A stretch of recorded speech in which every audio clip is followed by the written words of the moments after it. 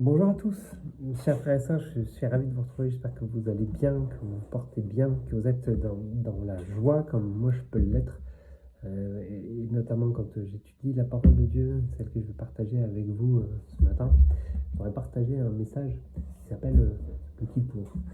Peut-être quelque chose qu'on connaît mal dans nos milieux chrétiens, mais on va avoir l'occasion d'en parler, mais en avant-propos, je vais vous dire pourquoi en fait je voudrais parler de cette fête, le Yom Kippour, qui est une fête très importante dans la culture juive, et pas seulement, en tout cas ça devrait concerner tout le monde, mais quand on a reçu en fait vraiment la nouvelle naissance, quand on s'est vraiment donné au Seigneur, on a reçu vraiment un amour extraordinaire pour Israël, ce qui n'était pas le cas avant la conversion.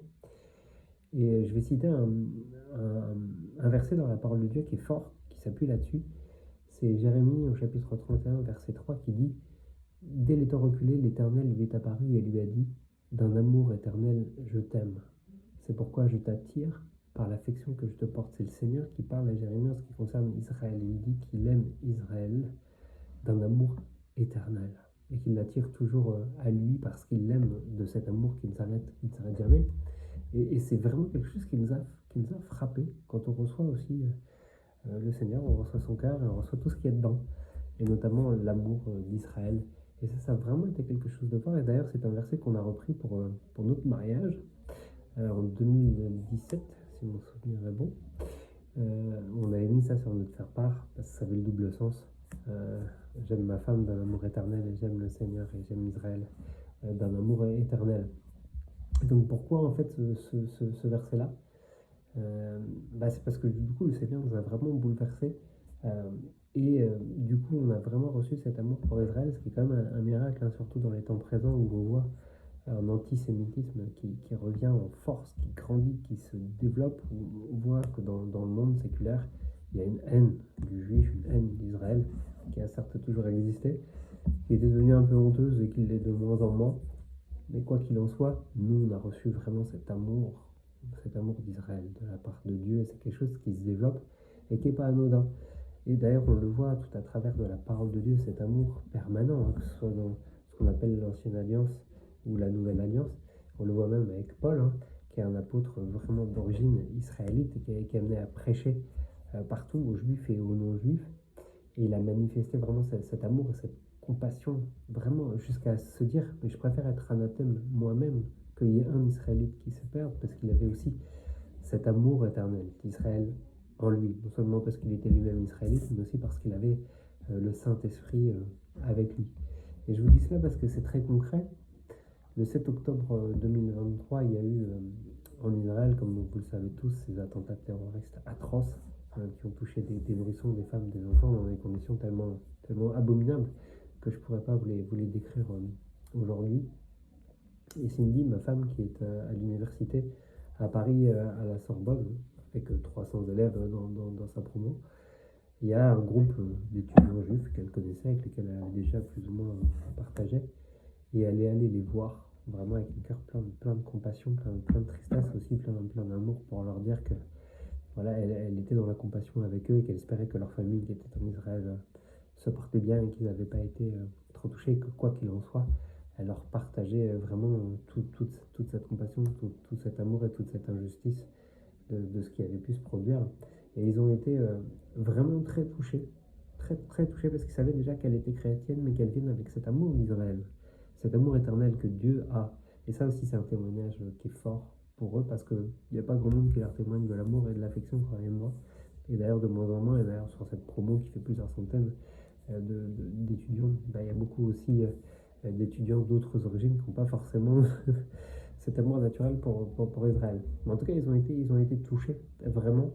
Et depuis, il y a un vrai lien d'amitié et de fraternité qui s'est développé entre eux, ce qui nous a permis en fait de se recevoir les uns les autres, et de partager même un temps chez nous, autour d'un bon repas de Shabbat, un vendredi soir. Et ils sont venus avec des tonnes de nourriture pour aussi leur témoigner toute cette affection en retour, parce qu'on partage un repas avec les gens qu'on aime dans la culture juive, dans la culture biblique. Et donc on a pu vraiment partager sur la Torah, on a pu partager sur la foi, on a pu partager l'évangile avec eux. vraiment, c'était extraordinaire parce que moi, ça faisait des années que je priais le Seigneur pour rencontrer aussi des amis, des personnes d'origine juive et qu'on puisse vraiment savoir comment eux ils étaient enseignés, comment aussi ils voyaient la Torah, comment ils voyaient l'évangile et ce qu'on pouvait s'apporter mutuellement dans l'amour et dans le respect le plus profond, bien évidemment. Et donc pendant ce temps de Shabbat, effectivement, ils nous expliquaient qu'effectivement, eux, dans le judaïsme rabbinique, euh, ils étaient vraiment sur les œuvres, sur ce qu'ils appellent la tzedaka, c'est la sanctification ou la teshuva, ça veut dire retourner à Dieu. En tout cas, ils essayent vraiment, comme ils le peuvent, de retourner à Dieu, de toujours faire cet effort, de suivre la loi, au moins tant bien que mal. Et nous, on leur expliquait effectivement que le salut s'obtenait par la grâce, par le sang versé de Jésus. Et on a pu leur montrer des textes comme Isaïe 53, Zacharie 10, 12, des textes comme ça qui sont des textes messianiques. En tout cas, c'était vraiment un moment béni et je prie vraiment pour toutes les graines qui ont été semées ce jour-là, que le Seigneur puisse les faire croître. Ce qui m'amène au titre de ce message, le Kippour. Voilà, le Kippour, c'est une fête biblique qui est très très importante, que peut-être peu de chrétiens connaissent bien aujourd'hui. Nous, on connaît très bien Pessah, Pâques et la Pentecôte, qui sont des fêtes vraiment à partir desquelles nous fondons toute notre doctrine chrétienne du salut, le sacrifice de Christ, et puis après la constitution de l'Église avec la Pentecôte 50 jours plus tard. Mais le Kippour, c'est vraiment une fête extraordinaire, c'est une fête qu'on connaît peu. Tout ce qu'on en sait, c'est que finalement, les Juifs l'observent, que les synagogues à ce moment de l'année sont pleines, qui font des jeûnes, des prières pour vraiment se retourner à Dieu. Hein. C'est le sens du Kippour. Hein. Le jour du grand pardon, le jour de la couverture des péchés et de l'expiation aussi. Le jour du grand pardon, littéralement, le jour de la couverture des péchés, etc. C'est une fête qui est vraiment extraordinaire et cruciale, et qui pour moi vraiment a deux bras différents, et c'est en rapport avec ce que je vous disais tout à l'heure, notre échange entre le sang et les œuvres, des choses qui sont vraiment, pour moi, qui se rencontrent. C'est vraiment deux bras qui se rejoignent vraiment comme les deux bras écartés sur la croix, et les deux ont leur importance et qui vont venir se refermer sur nous pour la parfaite réconciliation et le pardon. Le premier bras, je crois vraiment sur le Kippour, c'est le sang et la nefesh en hébreu. On va ouvrir ensemble dans le Lévitique, dans le livre du Lévitique. Donc ce livre que beaucoup de chrétiens finalement connaissent mal parce que c'est un livre qui n'est pas forcément facile à lire. C'est toute la mise en place du culte, de la sanctification et aussi de la purification des péchés.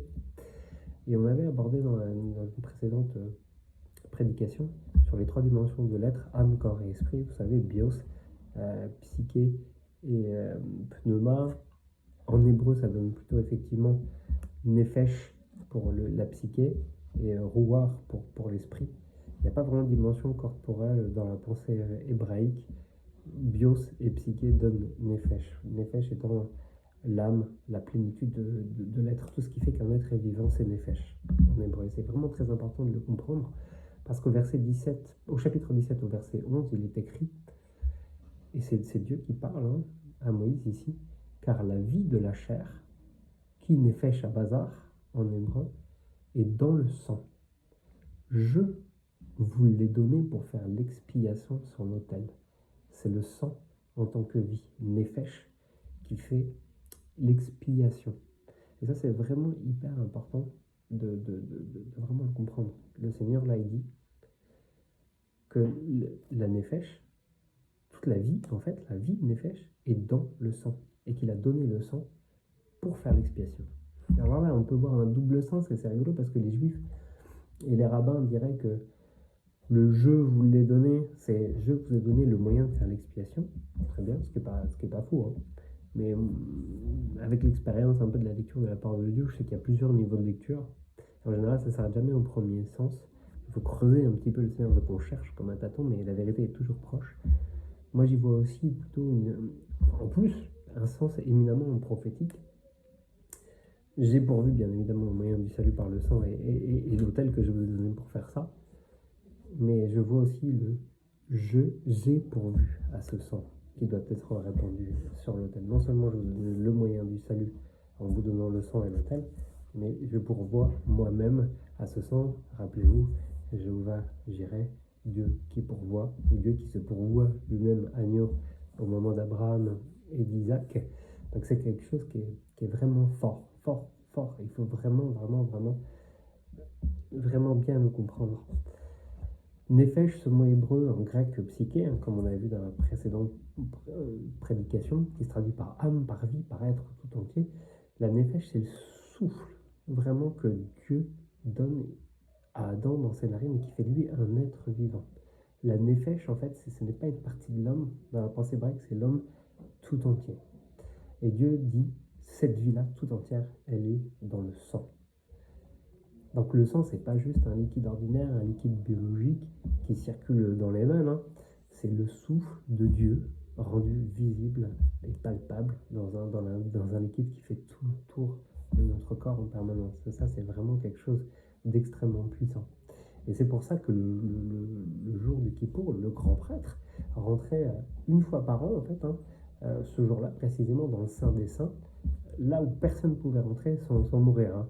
Donc il fallait qu'il se sanctifie lui-même avec le sang d'un taureau pour y rentrer. Et ensuite, il apportait le sang du bouc pour le peuple, donc il faisait les sacrifices pour le peuple. Donc en répandant le sang sur l'autel, ça participait en fait à faire l'expiation des péchés du peuple. Et donc il répandait ça sur ce qu'on appelle le caporet, donc sur le propitiatoire, c'était le couvercle de l'arche de l'Alliance, hein. Caporet, kippour, c'est la même racine, c'est-à-dire couvrir, couvercle, etc. Et donc pourquoi du sang? Parce que dans la Bible, effectivement, le péché, c'est pas juste une faute administrative, c'est pas juste quelque chose comme ça qu'on peut régler facilement. C'est une rupture vitale. Le péché entraîne la mort, d'accord? Donc il y a quelque chose de la dimension de la vie qui est brisée, et donc il faut quelque chose de vivant pour le réparer. La nefesh, la vie, elle est dans le sang. Donc pour réparer la vie, il faut donner la vie, et pour donner la vie, il faut donner du sang, parce que la vie est dans le sang. C'est QFD. Maintenant, on peut traverser les siècles et on va regarder un homme, et Jésus, hein, qui dit je suis le bon berger. Le bon berger donne sa nefesh pour ses brebis, sa vie tout entière. Et il a donné sa vie à la croix, on le disait, hein, en grec le bios, il a donné son corps, c'est son corps qui a souffert. Il a donné son sang, nefesh, mais il a donné aussi toutes ses pensées, il a donné toute sa vie, toute sa sainteté dans cet acte. Donc il a donné sa nefesh et c'est profond. Et là, il appelle directement en fait au texte du Lévitique.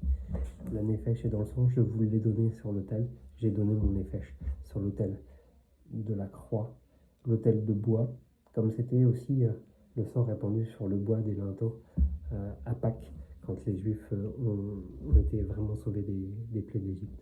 Magnifique, magnifique.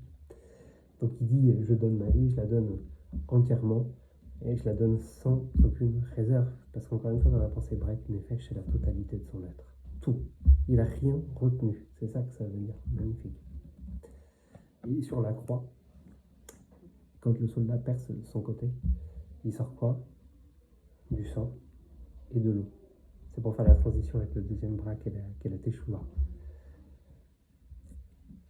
Très important parce que le sang pour l'expiation, l'eau qui est aussi, qu'on peut vraiment interprété comme le symbole du baptême, le baptême qui correspond à un changement profond. Rappelez-vous ce que Jean-Baptiste faisait pour préparer le chemin au Seigneur.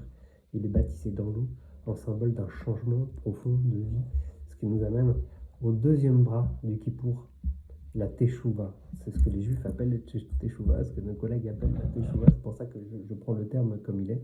Teshuvah, ça veut dire revenir, faire demi-tour, changer de vie, un changement profond et définitif.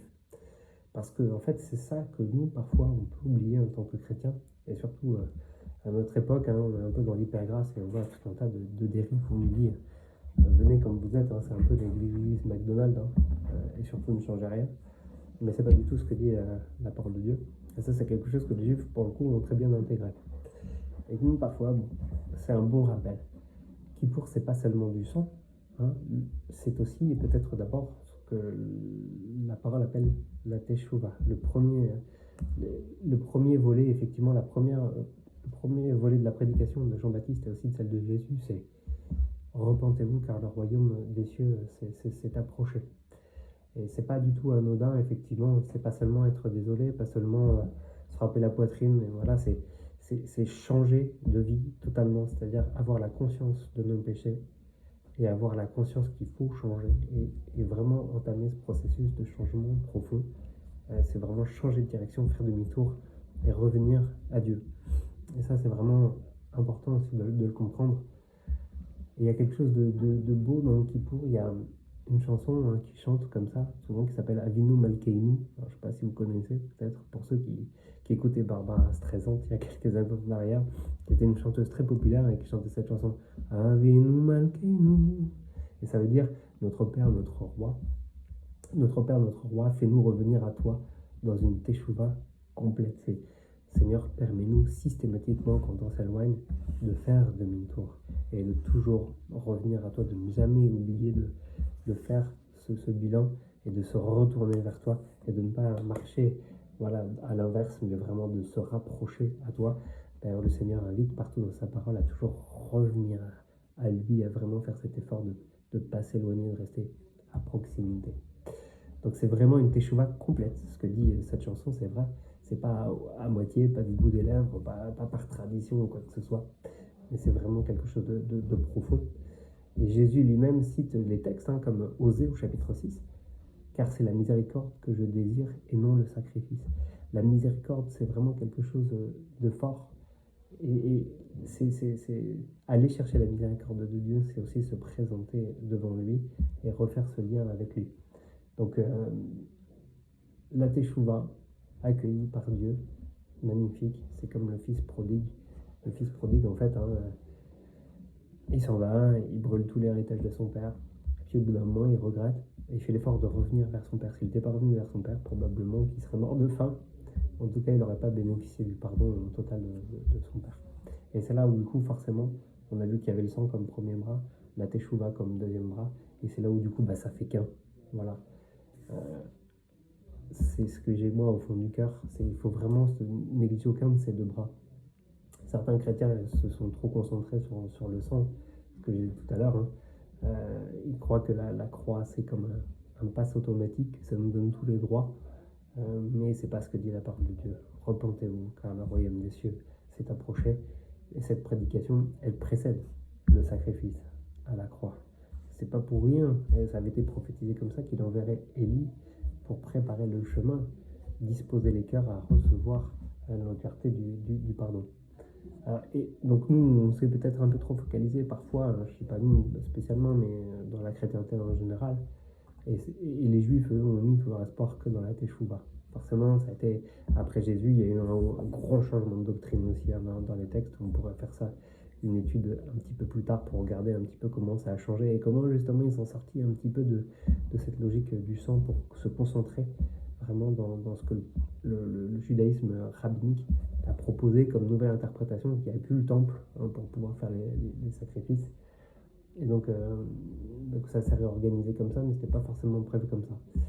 Donc mais le Kippour, ce Yom Kippour, il est complet que si il y a ces deux bras. On ne peut pas embrasser avec un seul bras. Pour vraiment serrer quelqu'un contre soi, pour le témoigner tout l'amour, toute la réconciliation, il faut bien qu'il y ait les deux bras. L'expiation du sang et la Teshuvah, le retour sincère à Dieu. On ne peut pas bénéficier de cela sans ces deux bras. Le bras droit qui dit « je t'ai pardonné, j'ai fait couler le sang sur l'autel » et le bras gauche qui dit reviens à moi, et vraiment reviens à moi et je te garde avec moi et personne ne pourra m'arracher de ma main. Donc c'est ça le vrai Kippour. Et je veux vraiment insister là-dessus parce que l'un sans l'autre ne suffit pas. Le sacrifice, il ne suffit pas sans la tchouva. Dans l'épître aux Hébreux, il y a un verset qu'on cite peu, il dérange, il bouscule, mais c'est justement parce qu'il dérange et qu'il bouscule qu'il faut vraiment se le rappeler. Hébreux 10, 26. Car si nous péchons volontairement, après avoir reçu la connaissance de la vérité, il ne reste plus de sacrifice pour les péchés. Et là, il faut bien qu'on lise parce que ça ne s'adresse pas à n'importe qui, ça s'adresse à ceux qui ont reçu la connaissance de la vérité, qui ont bien vu que le sang avait coulé à la croix et qu'ils ont reconnu que ce sang-là était pour l'expiation de tous. Mais si nous ne faisons pas cet effort de tchouva, de sanctification, d'aller vers Dieu toujours, et ça nous dit que ce sacrifice-là, En fait, il est nul et sans effet. Les deux bras du grand pardon. Donc, et c'est l'effet miroir exact du Lévitique, hein. Dans la Torah, effectivement, il y a plusieurs cas comme ça. Effectivement, il y a des péchés qui étaient volontaires, des péchés qui étaient involontaires. Dans Nombre 15, par exemple, il n'y a jamais eu de sacrifice automatique pour des péchés volontaires. Donc, et ça, le peuple israélite l'a vraiment bien compris tout au long de ses pérégrinations. Ils l'ont payé assez cher quand ils sont éloignés de Dieu.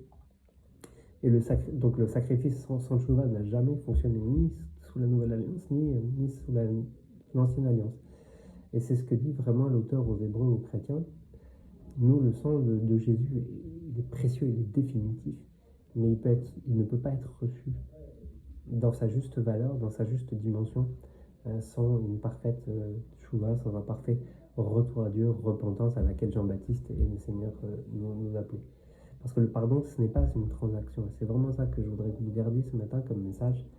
C'est une rencontre, c'est la réconciliation. On ne reçoit pas de vrai pardon sans se retourner vers celui qui pardonne. Ça, c'est de la logique de base, c'est du bon sens. Si vous avez un conflit avec quelqu'un, si vous n'allez pas le voir pour vous rabibocher avec lui, ben, ça ne marchera pas. Et certainement que vous resterez ennemis, même sans haine particulière. Mais en tout cas, cette réconciliation, elle nécessite que les deux soient face à face. Pas qu'il y en a un qui tourne le dos à l'autre. Ça, c'est vraiment super important. Pour une fois, quand on revient à l'histoire du fils prodigue, il a fait quand même l'effort de revenir. Il aurait pu effectivement dériver et il n'aurait rien reçu de la part de son père. Il a même reçu plus que ce qu'il avait, puisque cette réconciliation, généralement, elle génère aussi beaucoup de fruits et beaucoup de joie. Donc les deux bras sont vraiment résolument et absolument inséparables. Après, à l'inverse, la teshuva, donc la sanctification, cette recherche des œuvres et du mérite sans le sang, ça reste un effort humain admirable, hein, mais c'est incomplet. Parce que l'autel n'existe plus à l'endroit opportun. C'est-à-dire que c'est pas un sacrifice qui est fait par Dieu, c'est un sacrifice qui est fait nous et on donne notre gloire dans nos mérites. Et c'est pas tout à fait ce que le Seigneur attend. Donc du coup, c'est un peu comme une grâce reçue en vain, on va dire. La teshuva, sans le sang, du coup, ça sert à rien. Et Paul le disait lui-même, nous vous exhortons à ne pas recevoir la grâce de Dieu en vain, un cadeau vide. Bah oui, parce qu'en fait, si le sang est donné mais qu'on ne le reçoit pas, ça reste en vain, en fait, hein. Et Paul nous dit ça. Il nous exhorte à ne pas recevoir cette grâce en vain, à ne pas recevoir le sacrifice du sang en vain, sans avoir l'effort en face. Et à l'inverse, effectivement, si tu fais l'effort, mais que tu ne reçois pas le sang, c'est aussi un cadeau qui est donné en vain. Dans tous les sens, c'est en vain, vanité des vanités, comme dirait l'Ecclésiaste, ça sert de rien. C'est soit les deux, ou soit rien.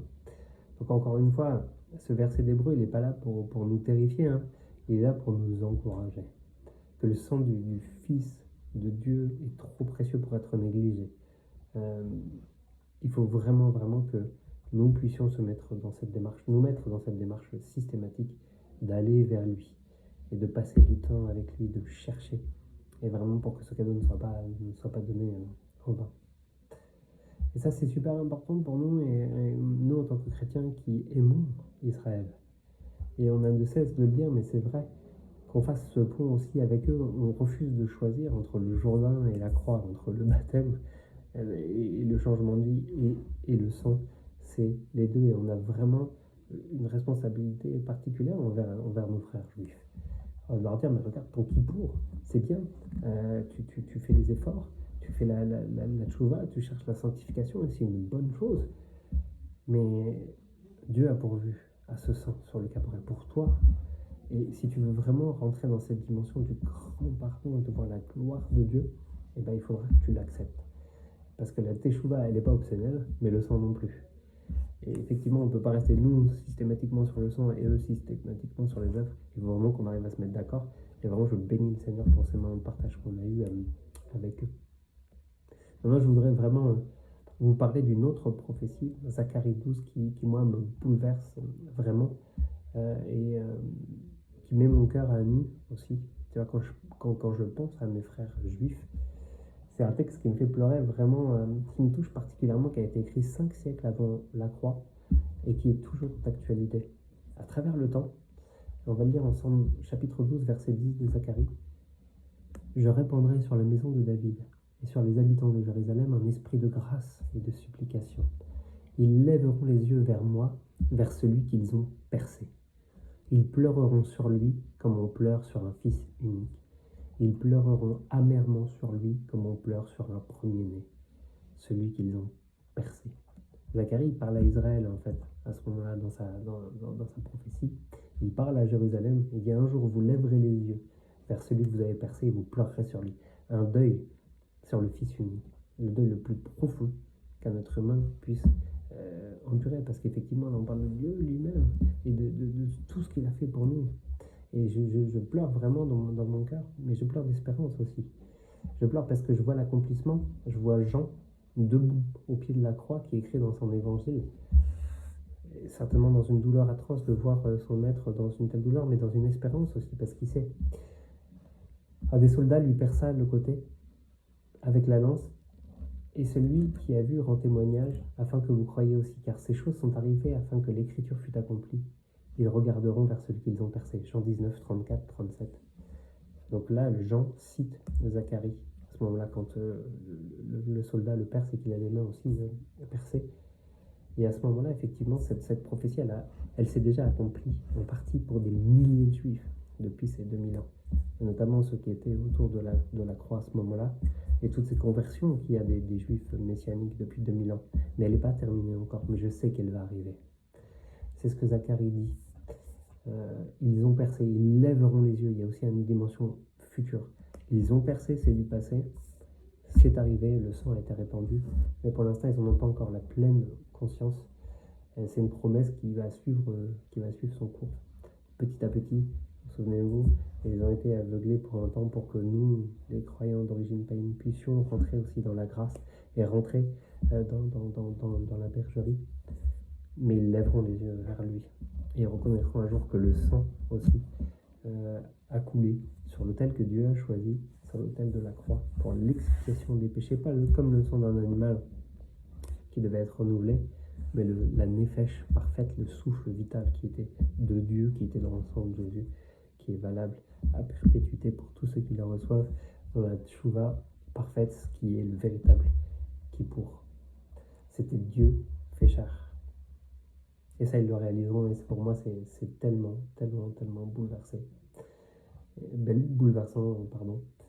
Et c'était le rêve aussi de Paul, de l'apôtre Paul, hein, qui prêchait sans cesse dans l'épître aux Romains pour qu'on n'abandonne jamais aussi de rapporter cette vérité aux Juifs. Lui qui était Shaoul de Tars, hein, juif pharisien, fils d'Israël jusqu'à la moelle osseuse, hein, qui a rencontré ce Yeshua, ce Jésus. Et lui, cette prophétie de Zacharie, elle s'est accomplie pour lui sur le chemin de Damas, et sa vie a basculé. Et moi, je me réjouis de ce que la vie de ces Juifs peut basculer vraiment dans la foi, en réalisant vraiment par la parole de Dieu que le sang a coulé. Et Paul nous exhorte en fait à ne pas les oublier dans tout l'épître aux Romains. Il dit dans Romains 9, « J'ai dans le cœur une grande tristesse et une douleur continue, car je voudrais moi-même être anathème, séparé de Christ pour mes frères. » Donc, et cet amour-là, vraiment, je le partage avec vous, et je vous incite, si vous avez la grâce, vous avez la chance ou l'opportunité de partager votre foi avec des frères d'origine, faites-le avec beaucoup d'amour, beaucoup de douceur, beaucoup d'esprit, et avec cette compassion-là même que Paul exprime dans l'épître aux Romains, car nous sommes greffés à l'olivier d'Israël. Nous ne sommes pas quelque chose d'à part, et d'ailleurs quand on discute avec les Juifs, ça les choque, ils considèrent que c'est vraiment quelque chose de nouveau, or c'est une continuité. Donc c'est important effectivement qu'on puisse leur dire ça. Et en conclusion, le grand prêtre sortait du Saint des Saints, le peuple attendait dehors, le souffle coupé, hein. Si un sortait vivant, c'est que Dieu agréait le sacrifice et que le pardon était accordé, et là le peuple éclatait de joie. Il y a 2000 ans, nous avons un grand prêtre qui est rentré dans le Saint des Saints. Et lui, il n'est pas rentré avec un sang d'animal, un sang doré, il est rentré avec son propre sang, sa propre nefesh. Et il est ressorti vivant pour l'éternité. Et lui, il est ressorti ressuscité pour qu'on puisse aussi ressusciter avec lui. Le temple se déchirait. Et il n'y a plus de rideau maintenant entre le lieu saint et nous.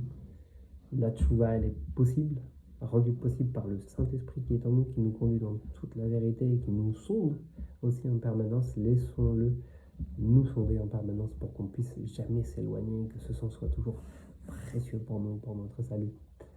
Et on va terminer sur ce verset. Revenez à moi de tout votre cœur, avec des jeûnes, des pleurs, des lamentations, déchirez vos cœurs et non vos vêtements, et revenez à l'Éternel, car il est plein de compassion et de miséricorde. Alors je vous bénis du fond du cœur, mes frères et sœurs, et soyez bénis. Amen.